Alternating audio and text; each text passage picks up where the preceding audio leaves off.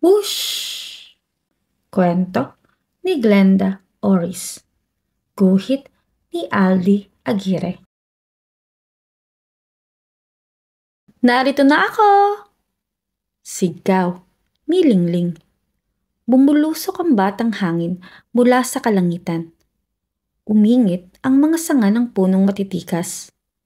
Kumapit ng mahigpit ang mga dahon sa sanga. Iyan lang ba ang kaya mo? Wala ka palang sinabi sa galing ko. Ismid ni Paros. Pakaliwat pakanan, sinalpok niya ang mga puno. Pinanggatong niya ang kawayan. Winasak ni Paros ang mga sapot ng gagamba at tinabig ang mga pugad. Sumimangot si Lingling. Lagi ka na lang nananalo, Paros. Ano ba ang sikreto mo? Aba, laking lunsod yata ito. Araw-araw ako nakikipaghabulan sa matutuning bus. Nakikipagkarera ako sa mga tren. Sinisipa ko ang mga kawad ng kuryente at hinahampas ang mga poste. Gusto ko ring maging mabilis at malakas na hangin tulad mo. Sana pwede akong sumama sa iyo sa lungsod. Pero alam ni Lingling na di siya papayagan ng kanyang ina. Huwag ka nang magpaalam. Sumama ka na sa akin. Tiyak na lalakas at tutulin ka sa lungsod. Pero, baka naman, sumama ka na. Paano ka lalakas dito kung laging halaman, lupa at hayop lang ang mga kalaban mo?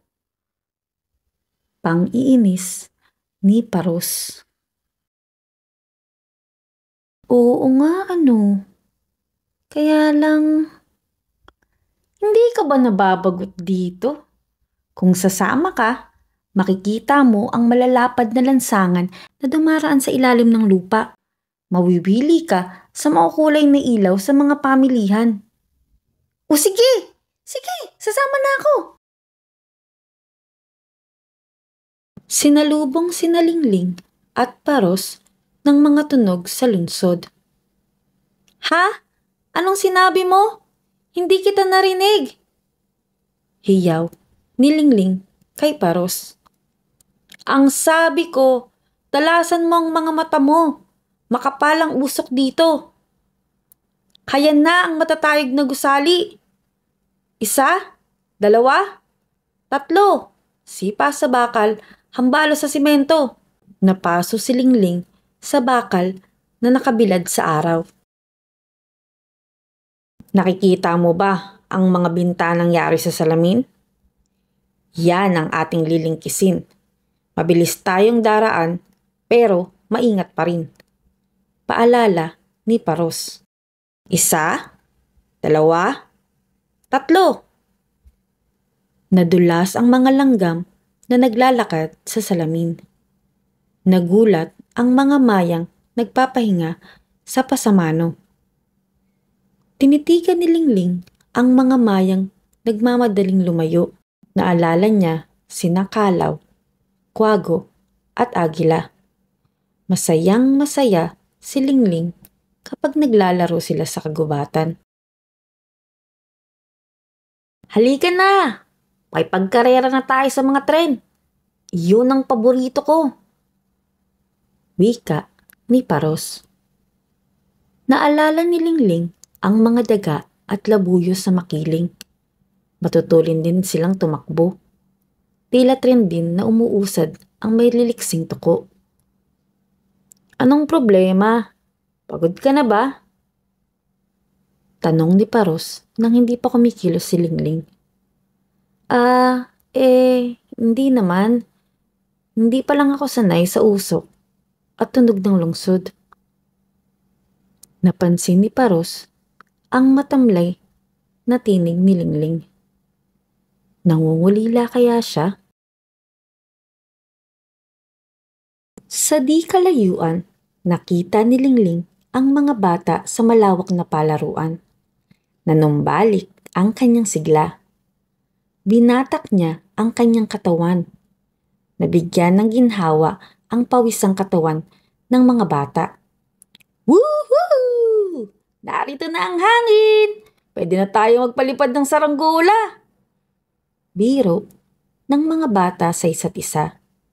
Nakinig si Lingling sa kanilang tawanan at kwentuhan, tulad ng madalas niyang ginagawa sa mga tao sa makiling.